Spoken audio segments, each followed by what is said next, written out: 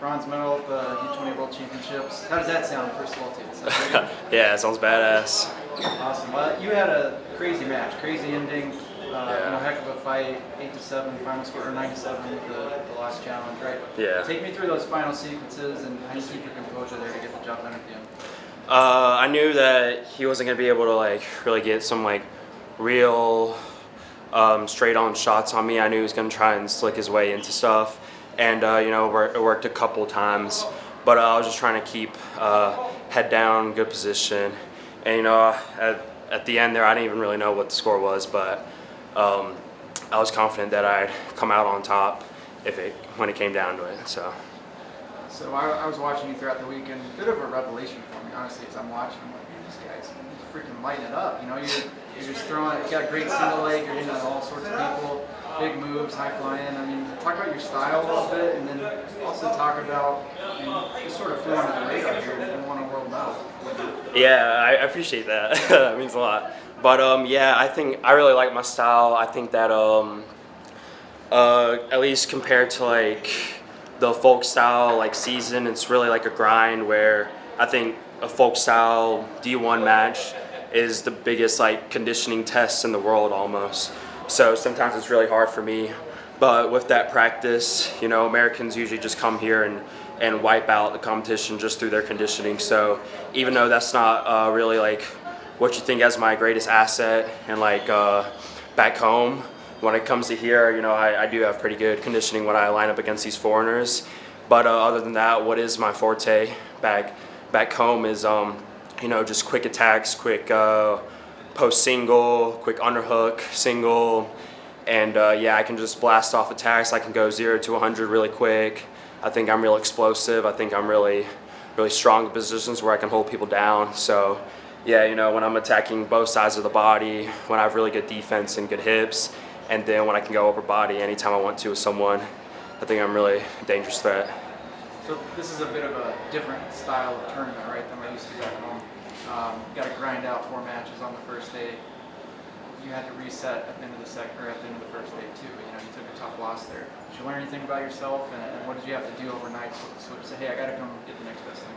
Yeah, I mean that's one of the hardest parts of the sport is coming off the day losing and then having to make weight the next day, try and wrestle back.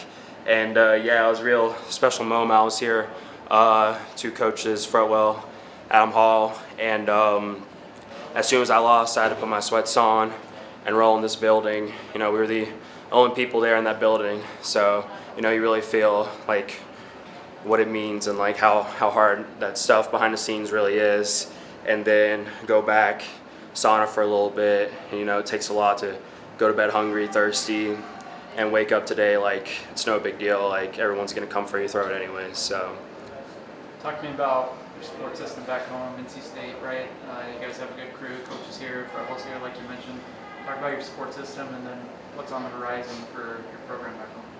Yeah, I love my program, NC State. Been with them for just a year now, but they've been family for a long time at this point. And I got a bunch of guys text me back home saying that they're watching. Not just NC State, a bunch of Georgia people too, my family, of course, my girlfriend. And it's such an amazing room in there. There's so many good people to train with, and such a good strong family bond where everyone's playing around at the same time, but I mean, we're building each other up so much just by pushing each other every day, with just not even really having to say anything, just showing up with the attitude. You got to match that to be able to survive in that room. Does this week do anything for you moving forward? Does it help you as you go into the college season? Does it give you any sort of extra, knowing that you've done something here, you can go back and do it at the college level or even beyond the college level? Yeah, I mean, always, when you're off wrestling in a really hard training cycle, it's always good to hit the season sprinting instead of trying to warm up with a jog. But I'm actually going to get surgery on my hand when I get back home. So not sure how soon I'll be back in the season. But well, last thing for you, just talk about wearing Team USA across the chest. You got to hold your boss and people here, people winning world medals, world titles, great coaches, training partners, everyone from the States. What does it mean to represent the country? It means everything to me, man. I love this country so much, and every time I get to wear a singlet of them and represent them, it means the world to me. And yeah, really good, badass crew that we have here. I think we sent everyone into the semis first day. We got 1 world champ so far, right? 1. Yeah, and we're just a really good crew. So looking forward to hanging out with these guys for the rest of the time and relaxing and being able to watch the girls in Greco crew go. Thanks, sir.